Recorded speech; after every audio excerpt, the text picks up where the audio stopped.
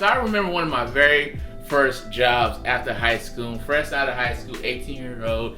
Don't know what I'm doing with my life. I just know I'm gonna go to college and figure it out when I get there. So I get my very first job at Target with the khakis and the red shirt tucked in, and a little dog. You little cute little dog. You had a little bullseye on the eye. It was a little. I digress. As usual, any job you start moving up the chain. I'm pushing the cart. They let me dabble with the cashier. They're like, "Boy, you got a good little head. You nice people." And they let me do customer service. I was like, "Yes, I got customer service." No pushing carts, clean in the change room. No food services. Nice, neat. People come, do your refund. If I can't do your refund, you're nice and polite. You go home and find another solution to your problem.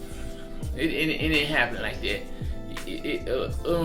There was some moments. One particular moment, a guy came in with a fish fryer. He wanted to return it. I was like, cool, all right. Let me see your receipt. The box looked nice. He even was so nice to put tape on it. But the policy is I gotta open and make sure you didn't put a bowling ball in there, and it's supposed to be a fish fry. I opened up the fish fry. I'm like, yo, fish fry smell a little bit. It smell like a whole fish fry.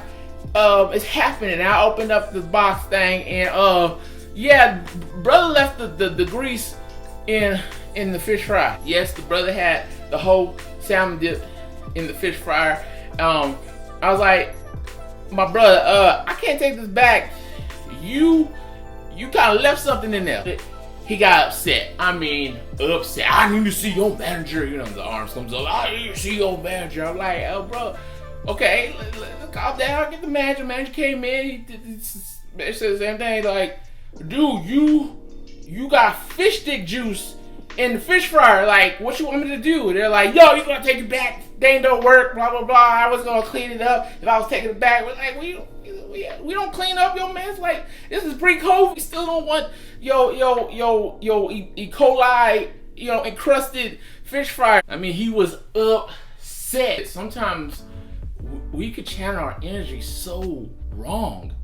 The brother was probably upset about something else, but he decided that day, I'm gonna take it out on this young man who you just met. And that's where sometimes we get in trouble. I know many times in the beginning stage of my relationship, even now, I have to catch myself and say, hey, Will, don't let that anger out on that other person. Don't channel your energy on something unrelated. Channel your energy to the solution. And then, because if we don't, that's when things start cascading. That's when things start avalanching, falling apart, because we're putting all this energy and tearing down bridges, tearing down other relationships that had nothing to do with the problem. I need to sit down, have a conversation, and bring that same energy to my wife, to my relationship, to my friends, to my family, and figure out how we're going to solve this issue, how we're going to get past it. It says in Psalms 4 that we're allowed to get angry. We just can't sin.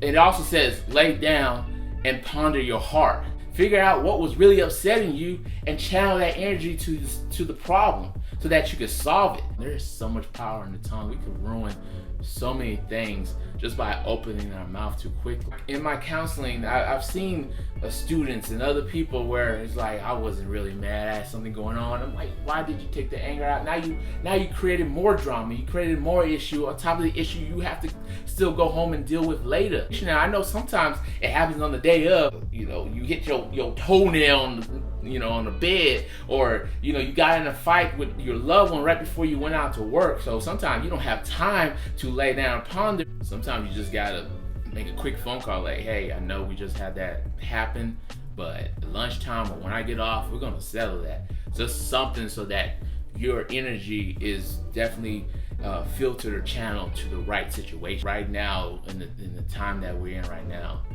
we don't need to be burning any bridges. We need all the love we can get. Brother left the whole seafood medley in the fish fryer. Just nasty.